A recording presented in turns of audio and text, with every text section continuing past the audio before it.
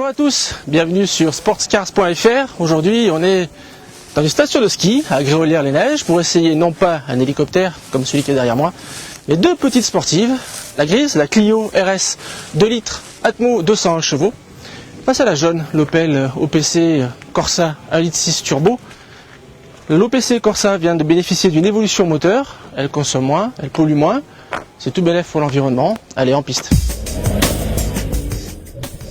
Dès les premiers tours de roue, on comprend tout de suite que la Clio RS, c'est la sportive et la plus sportive des deux. Son train roulant, ses freins, suspension, l'intérieur dépouillé, les baquets, le moteur super rageur qui nécessite vraiment d'être cravaché pour avancer correctement. C'est vraiment la sportive, celle qu'on va utiliser sur les petites routes de montagne, même si, avec la boîte 6, on peut avoir un usage autoroutier, mais c'est pas son domaine de prédilection.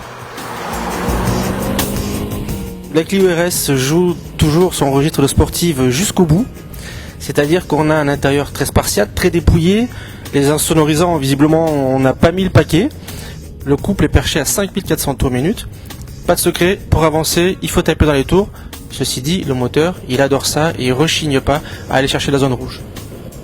Alors que de son côté l'Opel Corsa OPC, avec son moteur turbo, son intérieur beaucoup plus bourgeois, ses suspensions un peu moins fermes, vous permettra d'avoir une voiture dans un esprit GT. Les trajets autoroutiers, c'est son fort. Les petites routes de montagne, et bien évidemment à l'opposé de la Clio, c'est un petit peu moins facile pour elle.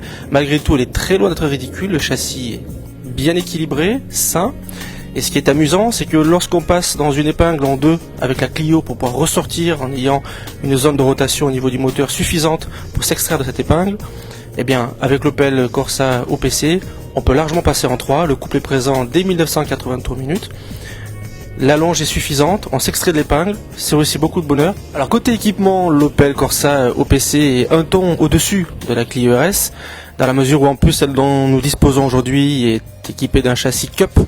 Elle a subi une cure d'allègement.